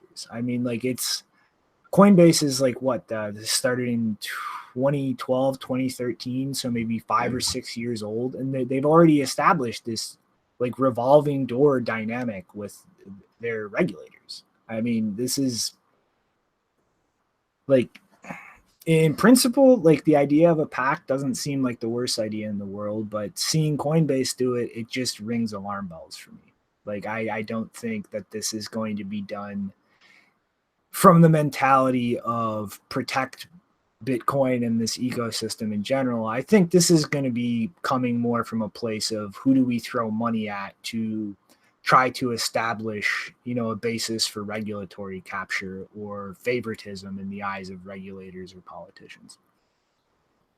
Yeah, this is one of those things where, like you're saying, I don't know quite how to feel about it because it's kind of unfortunate that this is just the way legislation is drafted right now. Is people don't really care that much about their constituents. They care more about how much money they're getting in these PACs and everything. And I mean, like might be good, but it might be bad. Just because we know that these guys are leaning more towards the altcoin market, and that's really kind of their revenue stream. And like them. That earlier story from Bitcoin Optech about trying to come up with a, which I understand, like a framework for trying to list new coins and stuff, but I'm sure they're going to be, heavily involved in that. And, like we were saying earlier about your political leanings and the way that Bitcoin might be seen in the future, it would be, it'd be pretty crazy. But I mean, it like just the way that all the things are coming together, it wouldn't be too surprising if there was like this camp of altcoiners and camp of Bitcoiners in the future. And, it might be through this sort of way that the political process is run is that, it's, I imagine the camp of altcoiners would have to be a lot smaller though. So, yeah, it's one of those things where it's kind of up in the air right now, but I understand it. And, that's just like I feel about all these lobbying groups. I mean, like, it's kind of just the way things are, and we need some of these guys to properly explain what's going on. We just hope they're properly explaining what's going on. See, that's the aspect of things that I don't have a problem with, but I don't see Coinbase doing that. What I see Coinbase doing is trying to push for more overbearing regulation, like things that they're capitalized enough to deal with, that they've gotten a head start on, and trying to use, like political donations more as a basis to push out competition and entrench themselves, rather than actually like create a more common sense, like loose, like attitude towards things that would actually allow competition. Like I do not see Coinbase as the type of company to get involved in any kind of political process for the good of the ecosystem. I see them as the kind of company who's going to get in there for the quid pro quo, like what's good for Coinbase. Yeah, it's one of the things that's just so upsetting about some of the way that these guys that have been moving since early on in the space, as far as just sort of helping the network grow, is like eventually they take on that role of just a corporation that's supposed to return, give some returns to their investors, and they sort of just run off on their own at that point. Mm-hmm. And I guess quick breakdown of the last story. The last thing in the show notes I put in there more is kind of like a final thought than an actual story to cover. But Paxful, which everybody should remember from the very shady deal that they made with Bitcoin.org for advertisement. And again, I want to preface that as like I'm not saying Paxful is itself inherently a shady company. Like I think they're not the best company in the space, but they're not the worst. Like they're providing a useful service, and I have never seen anything to indicate them being any way deceptive. But that deal with Cobra was definitely not handled well at all. But they're planning to expand and open an office in Venezuela and actually develop an Android app for use in Venezuela to pretty much, I'm assuming, act as a wallet, but also to have exchange rate calculators with the Venezuelan bolivar, kind of to try and establish a tool that makes it a little easier for Venezuelans to use cryptocurrencies directly. Because, the big problem down there is people are moving into it. They're buying it to kind of stop their savings from being completely destroyed. But people still have to kind of move in and out of the bolivar to really, engage in any kind of commerce. And they're kind of moving to really try to provide the tools to kind of close that loop a little bit, so that Venezuelans who actually are buying and holding cryptocurrency to protect their wealth can have a little bit of an easier time in terms of actually transacting with that and removing some of the kind of steps that they have to go through to really buy what they need.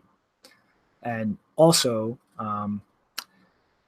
historically, Paxful has required IDs for people who are selling Bitcoins just for regulatory purposes, but did not require for purchasers. And they're going to be moving to change that because, one of their biggest markets is in Africa. And despite there being a lot of problems on the continent of people not having IDs, and that being a big reason of being closed out of traditional financial services, they're going to be moving to require purchasers to identify themselves as well, just because of a lot of fraud problems that have been going on due to the buyer not really having to ID themselves. Like, some of their biggest payment methods are, things like gift cards, and there's been, or like fiat wire transfers. And there's just been a pretty big amount of like fraud from the buyer's side in terms of, transactions on the platform. But what they're going to be trying to do is, not just accept government IDs, but they're also going to accept the BBN codes in Nigeria. It's a biometric system that they have set up there, as well as fingerprint scanning. And like that just not the best idea in my mind. But also a number of third-party identity products, Net Verified, Jumio, Onfido, Verif, and it seems like, you know, this is something that it seems they have to do. Like they're not doing this because they want to, but it's just with issues of fraud on the platform, they really have to, in order to kind of deal with that, you know, for the sellers, because, you know, you're not going to maintain people actually selling Bitcoin on your platform if, you know, in decent numbers they're constantly being defrauded. So it seems like they're trying to be as open as possible to alternative methods of verification, instead of just making a change on the platform that's going to lock people out completely who don't have access to things like government approved IDs. But it's pretty much they're really looking to double down in terms of, you know, developing and growing their market in, you know, developing countries or countries like Venezuela dealing with huge currency crisis, and, you know, really expand that and try to build up the access that people in those areas have to things like Bitcoin. Yeah, man. Like I was just looking into Paxful real quick while you were talking, and it looks like you know, because like you were saying, there's been a little bit of this and that around Paxful, and it looks like their CEO was used to be homeless. I don't know. I was just looking into some stuff about Paxful, but yeah, just like, you know, some real on the ground development where the situation is dire as far as like in Venezuela. And you know, something I thought I was going to bring up there with the India story is just like, you know, if you're one of these digital nomads and you see you know, you're in the space and you know what's going on, you might want to look about visiting one of these areas and going to a meetup, or like around a meetup or something, to help get some people some better understandings, because like some of the best development does happen on the ground where this stuff is really needed. And trying to figure out just how to get around and how to educate and what are the misunderstandings and all that is it's important to get out there where things are most needed. And so yeah, it's good to see them working on this there in Venezuela, because there's a lot of suffering there going on through this hyperinflation and the way that all works. And, you know, it's going to take some guys getting down there on the ground and finding a way for it to work. So yeah, kudos towards Paxful for trying to do that and trying to move forward in that direction. Mm-hmm. And then I guess last story, not really story. There is a Medium post floating around of social graph analysis as far as different Twitter communities in crypto Twitter. I thought there's some pretty interesting dynamics you could see here. Pretty much this yellow group here is really the hardcore Bitcoin maximalists. Although really looking at this myself, I would say this whole orange, yellow, green area here is Bitcoiners in general. Although hardcore people like myself who don't deal with any other products tend to be on this yellow side. Here pretty on the much yellow side of the spectrum, huh? Mm-hmm. But pretty much, you know, this whole area, including the green, yellow, and orange, is Bitcoiners. Like not exclusively in the green and orange, but pretty much everybody in this whole area is a Bitcoiner. And we can see here this green area is kind of also where a lot of Ethereum people are. And down here in the orange, the Litecoiners. And this mass over here is just the complete shitcoin land, which is pretty much completely disconnected from anything really relevant over here. But two things I thought were pretty hilarious. This little purple group is pretty much all the XRP fanatics. So they are pretty much completely isolated in their own little wart on the side of the crypto Twitter ecosystem. And this purple group up here is the Bcashers, which is also similarly isolated as a wart. And the one thing I wanted to point out was pretty funny is Roger Ver and the Bitcoin account, which he so clearly operates and owns, is pretty much the major link to the proper crypto Twitter ecosystem. This is an interesting graph, man. Mm-hmm. But it's like there's just a few fringe connections over here through Cobra, Bryce Wiener, Eamon Gunsire. But for the most part, most of the connections here tend to connect more deeply over closer to the Ethereum people and the less maximalists. And that's pretty much like the tightest connection Bcash has to crypto Twitter is through Ethereum and people who are not hardcore supporters of Bitcoin. So it literally is just an isolated wart in the ecosystem. I guess you could say, like, also just from this graph, it looks like the maximalist that got them all, the most everybody is Kevin Pham, and the altcoin maximalist there is McAfee. Just like those are the two biggest names I see there from the left to the middle. So yeah, it's an interesting graph. I'm gonna have to take a closer look myself. And it's not a complete graph. Like this is not like absolutely everybody. This was kind of just thrown together in a short time based on what was publicly scrapable and kind of connecting things based on like following, likes and retweets and interactions like that. But I would say for the most part, except for some of these connections on the this green area more into the yellow like Bitcoin maximalist area, I think that this yellow area should be a little bigger than it was to really accurately represent things. But other than that, I think it's a pretty accurate like little breakdown of things. It certainly does. It's a good visualization of the separation from people that are working on something and then all this hysteria over there on the other side. So I guess though it's a wrap for the day. And since Janine is no longer with us, we will share her thoughts for you or for her. Public service announcement. Anybody going to a Zcash conference, they do not have a clear photography policy. So beware. Unlike, people like the,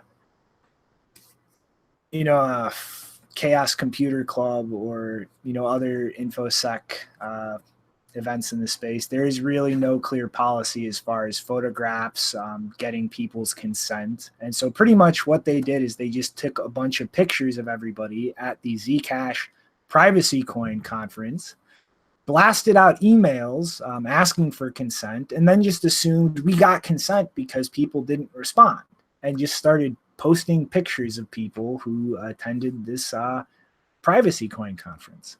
So just something to keep in mind if you go to public events in this space and you don't want yourself photographed or your face really out there anywhere. Take some extra precautions, cover your face if you really want to go that far, or just keep an eye out for cameras and don't let yourself get caught by one. Because it's pretty fucking ironic that the Privacy Coin conference isn't respecting people's privacy. Man, I just was at something the other day with Zuku speaking at Twitter, and like I haven't seen any pictures come out of that yet, but certainly this has got to be something they're gonna try and clamp down, because Zuku and those Zcash guys really are, they're pretty adamant about anonymity, and it's one of the reasons why Zuku said he got, he wasn't interested in Bitcoin anymore. It was because he saw it's not anonymous enough and everything. So maybe this is just kind of like something where it like, they didn't think that they needed to put out a policy or something like this. But yeah, Zcash guys, come on, you got to put out a policy there for your photographers just to keep it on, this, whichever speakers agree to this, because, the whole privacy aspect of these things, it's pretty important when you're in that side of the space. And I'll just do my final thought real quick is, man, we're making it, man. Look at this. I bought this shirt from just some random store the other day. Got the lightning bolt on it. It's becoming the popular thing, guys. We're making it. We're going to become the new fashion statements is the next crypto thing. So got myself a couple of cheap lightning shirts at some random store. Pretty awesome. Get that low key swag. All right. So Right, I guess any final thought, Next? Yeah, man. Bitcoin Optech. It couldn't come any sooner, I hope, or at least let's hope, right? Not another Bitcoin Foundation, and I really don't think it is. So, yeah. Yeah, I mean, it's nothing like the foundation at all. Like, this is how to actually implement shit. Nothing to do with, what gets put into the protocol at all. But I guess I will end this all on a meme.